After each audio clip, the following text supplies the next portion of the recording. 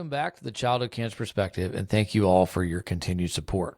This week, I'm going to do a little bit more of a hard-hitting episode, something that affects me deeply every single day, and I think so many parents across the board. And that is, I think, bittersweet futures, bittersweet memories.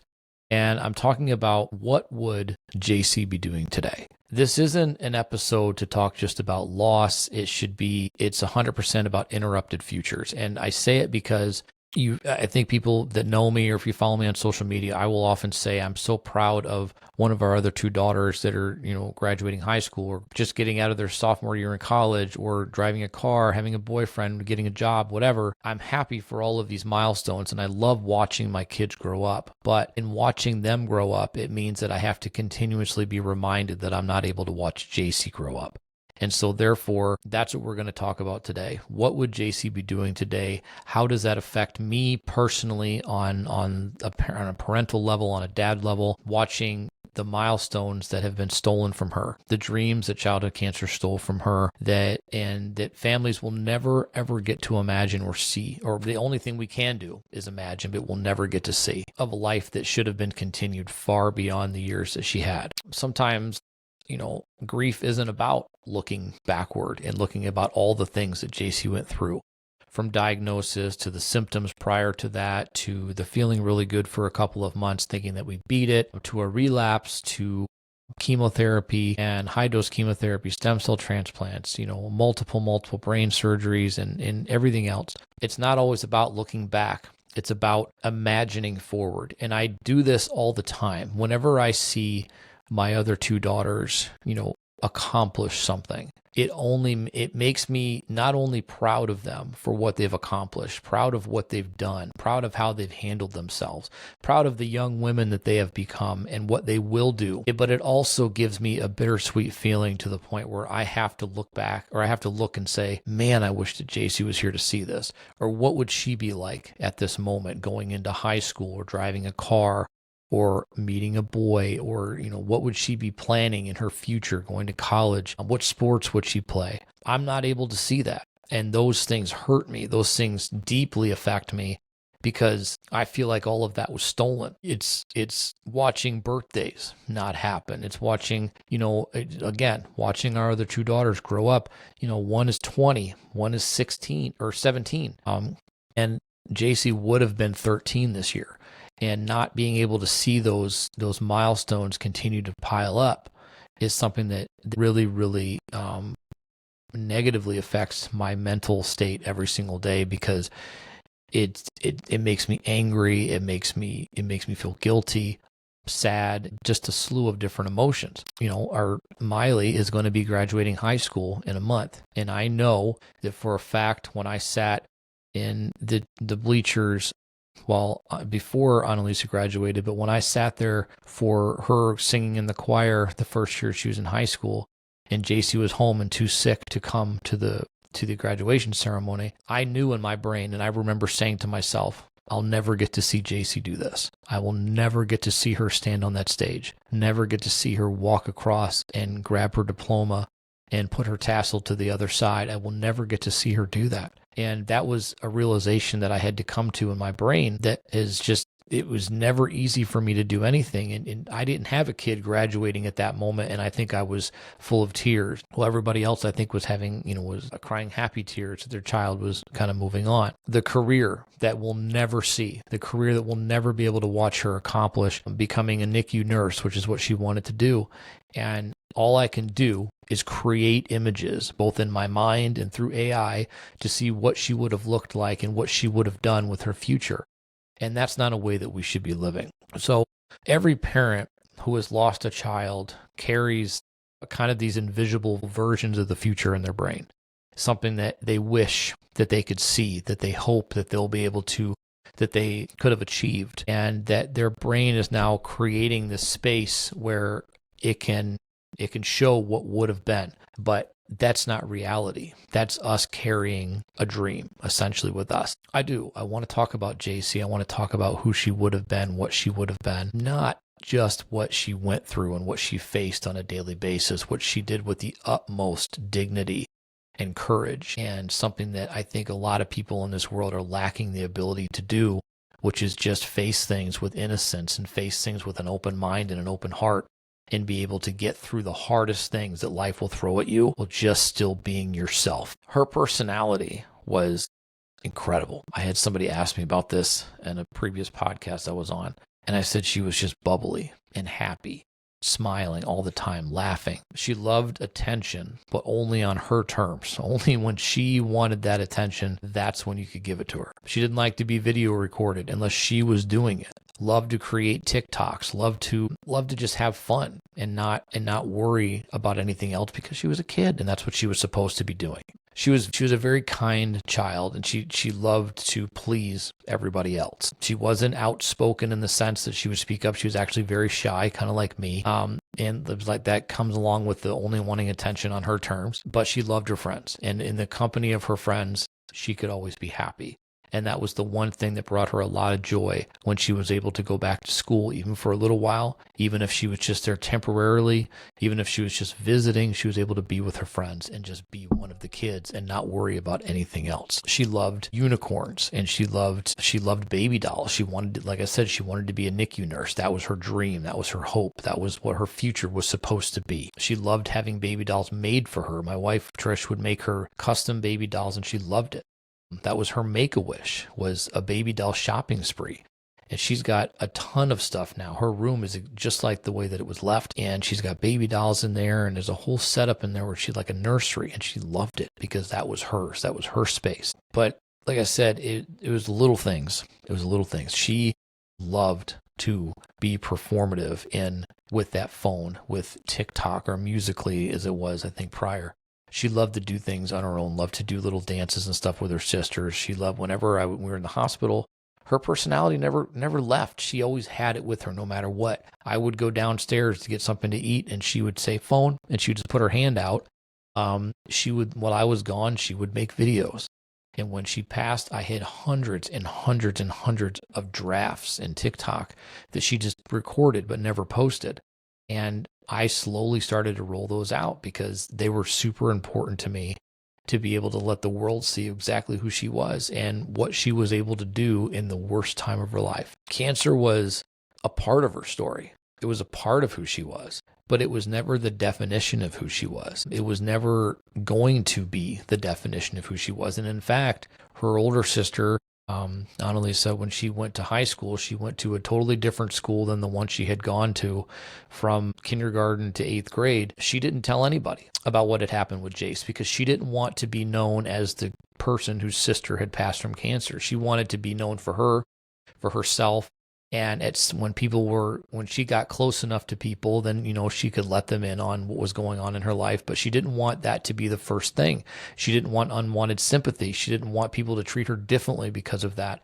And Jaycee was the same way. When Jaycee was home and feeling good, even when she wasn't feeling good, she found ways to inject, her personality into the situation. She had 3 hairs on top of her head that just would not fall out. She wouldn't let us shave it. She didn't care if it flew all around in the wind. She didn't care. She didn't care if she had palsy on one side of her face and it wasn't working. She would work to make everything fun no matter what. She would sit on the couch with her sisters and sing songs. She would sit on FaceTime and sing with them. She would want to play Barbie dolls. She would want to play games, play Uno, which she was a cheater. I love you, Jaycee. I know you're listening, but I also know you cheated. It's okay. I know you had the cards up your sleeve. I know she did, and it's okay. I love her anyway, okay? But if you're up there in heaven, do not play Uno where she can draw on the draw amount of cards because she'll just draw 100, you get the whole deck and you lose. Just throwing that out there. That's who she was, though. She had fun. She was able to smile and laugh and make you smile and laugh and make you forget everything that was going on because it was just you with Jaycee. That's what it was. I truly believe that based on all of that, and based on her experiences, that she would have been the kind of nurse that children would have never forgotten. They would have requested her coming into a hospital. She understood the fear. She understood the anxiety. She understood all of that because she had lived it herself. And those are truly the best medical professionals on the planet because they felt it inside. They know what it feels like. They know what a child's going through, and they know how to comfort them because they can relate to them. And relatability is so important. And I think that's why she would have been so incredibly successful. She didn't have to make a lot of money doing it. She just would have been happy being there for children and taking some of that fear and anxiety away while they're going through even maybe something simple as in the NICU or something super serious. She would have been able to relate to them in the best way possible. And I think that's what would have made her the most incredible nurse ever. She's always wanted her whole entire life. That's what she wanted to do, that nursing. She wanted to help people. When we created the care packages, we did it because we saw how incredibly happy it made her when she got those in the hospital, because as a kid with mail coming with your name on it, that's incredibly impactful. And we saw how it affected her. So we decided to do that with her when we got back home from the hospital. And she loved to do it. I love to tell her our favorite thing to do was to say, Jaycee, go put yourself in a box. When we get a request from a little girl that was about her age and liked the certain same type of stuff that she did, we'd say, put yourself in a box, and she would, and she loved it. And she did a great job. And even when she didn't feel good, if she came home from the hospital, she'd say, hey, do we have any boxes to do? Because it was a moment for her to take control of the situation and not think about anything else and just think about helping other people. That's who she was. That was her true personality, her true soul. That's the person that she was. Everything she went through meant that she understood what these kids were feeling, the fear that they were feeling, the anxiety that they were feeling, the isolation. All at 6, 7, 8 years old, young children, they feel so much more than they're given credit for.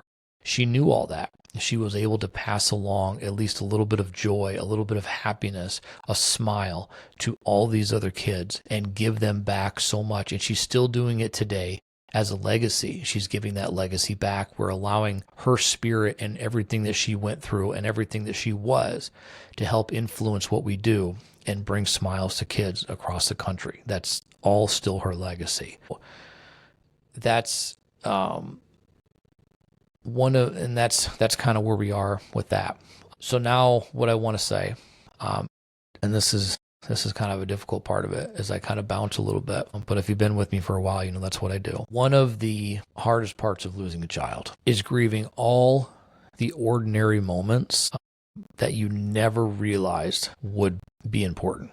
You never realized that it would be something that would impact your life. Like I said, the first time that you get to teach your kids how to drive a car, that maybe even you get a new pet, the first time that, they start talking to a boy, the first time that they get a really good grade in school, or they get a grade on, they pick a new subject in school that they really like and they can talk about it. Things that, are kind of, I think almost you expect them to happen.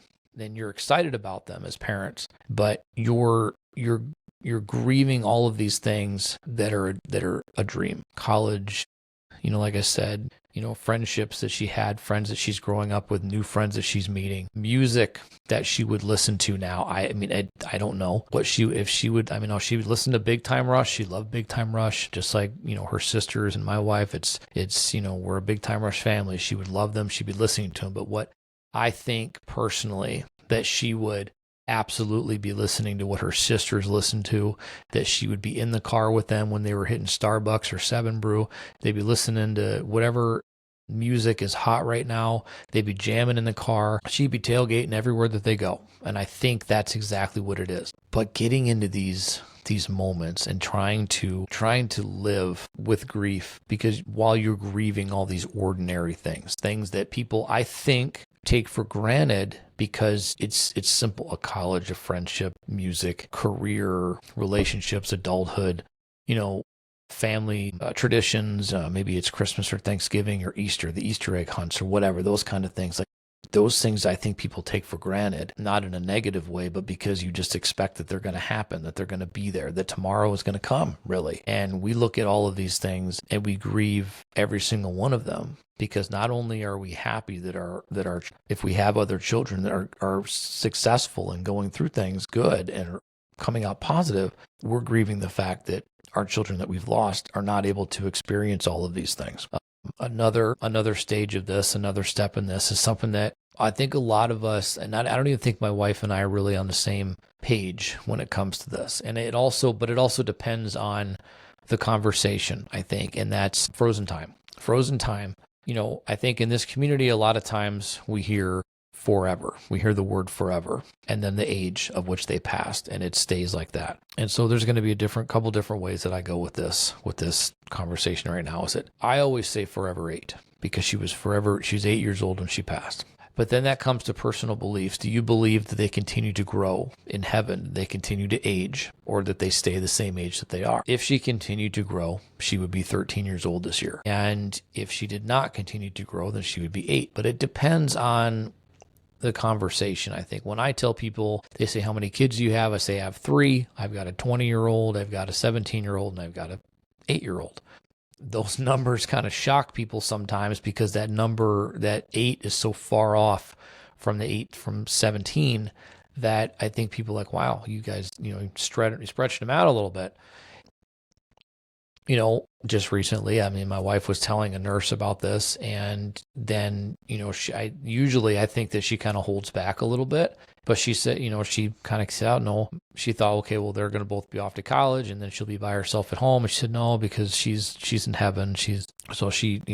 That's the way the conversation went. And it was a little bit awkward because I think that the nurse felt like, I stepped in it, but at the same time, it really depends on the moment, depending on how we decide to express whether she's forever a number or whether she's continuing to age as we move forward in life. I'm kind of stuck on the fact that she's forever 8. I don't know why. Personally, I don't feel like she gets older. I feel like she just kind of gets her life back and she's able to kind of live, but I don't really know. Everybody's got a personal belief that's a little bit different. Some people would say that the world keeps moving forward. I will never say that we've moved on, because moving on to me seems like finality. Moving forward means you're continuing to carry that memory, that legacy forward with you. And so I always say that. And so this part would be, like the world moves forward, but your heart stays frozen in time. And maybe that's what I'm personally doing to myself, is that I'm staying frozen in that moment of her being 8 years old for all this time.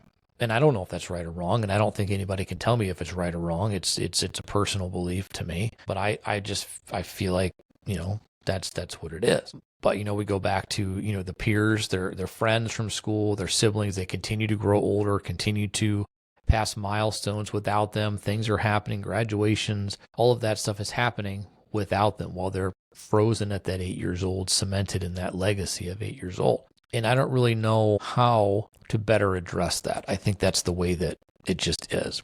I think personally, right now and in heaven, to be honest with you, I think Jaycee would be and is making everybody laugh. Like I said, I think that's the way that she was. She loved to make people smile. The best videos that I have of her are of her laughing. I love her laugh. As a matter of fact, the phone ringer on my cell phone is her laugh. And to be honest with you, there are days when I won't answer my phone when it rings, just so that we can listen to it, just so we can listen to her laugh. So if that happens to you, leave a voicemail and I'll call you back. But I think that's what she would be doing.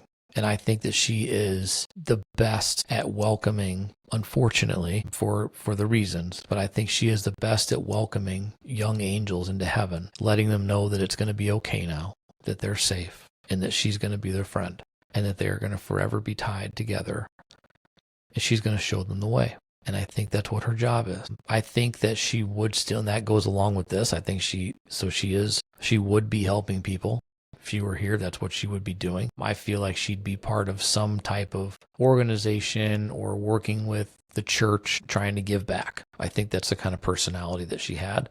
That's what her sisters did, and I think that's what she would have done. I think she would have worked within groups and positions where she could just give back to people, and not about making money, just about making impact. She was stubborn. She absolutely was stubborn, and if she didn't get what she wanted, listen, I love you, Jace, again, I'm sorry, but you knew you were the youngest. You knew you were the baby, and you had mommy and daddy wrapped around your finger. Let's just put it out there. She was stubborn, but I know that she's stubborn now too. And she was stubborn when she was here. She was stubborn when she was going through all this. She hated PT, OT, anything that required her to get up and do anything outside of just lay in the bed and get her treatments and go home. She hated it. She did not like to not be able to go to school. She hated doing online school, hated that with a passion. COVID was probably the worst. I mean, it was the worst thing for a lot of people, but it was the worst thing for her because it meant not only could she not go to school, but it meant she couldn't be with her friends. It meant that she had to learn through a computer, which she didn't like.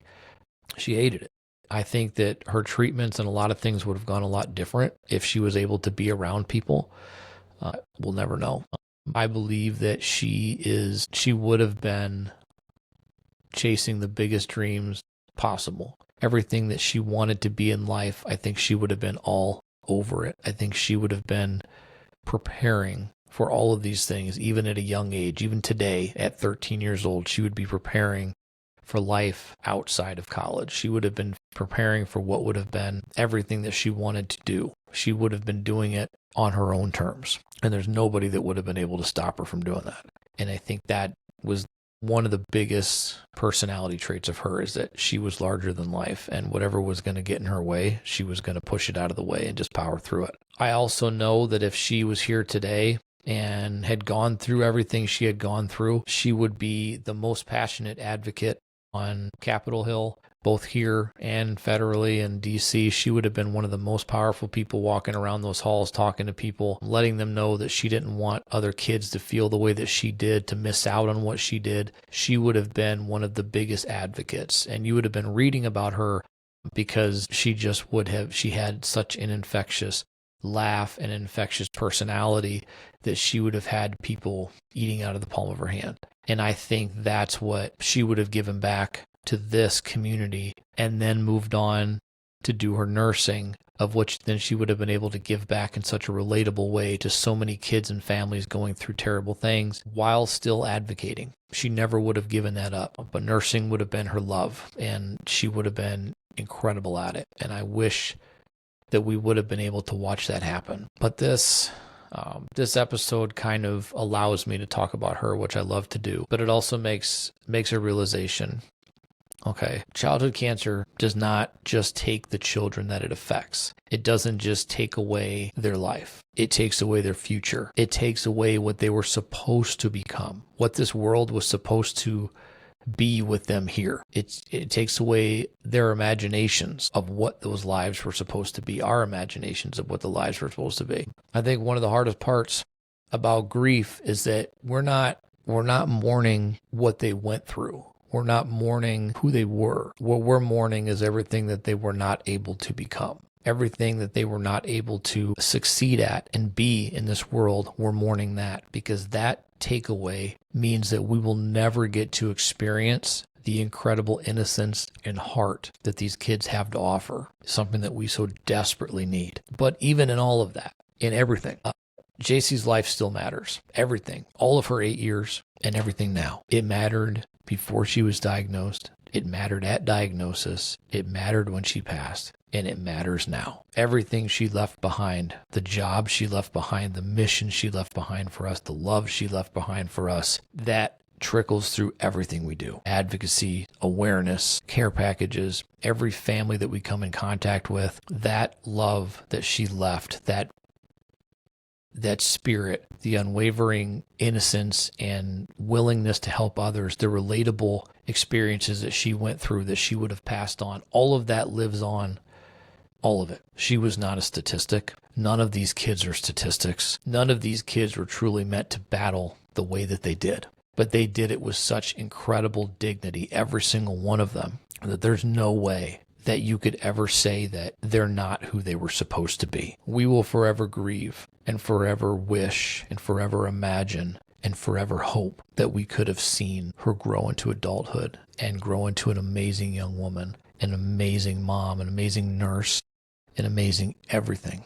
We will forever grieve the loss of that. But we know that what she was and what she is still lives on through so many people. It lives on through myself, my wife, my other 2 kids, the rest of our family, our friends. It lives on through this community. Every single thing that Jaycee was supposed to be, in our minds, she is. This has been a really good opportunity for me to share what I think Jaycee would be today, or where she would be today. I know I bounced around a little bit. It's just kind of how my mind works. I apologize, but I don't. I very much believe that everything that I'm able to share is something that is relatable to somebody else. And I know personally that sometimes hearing that somebody else has a story that's relatable to me means that I don't feel as alone in this world, in this community, as a lot of us, I think, do. My advice is always never be afraid to share your story.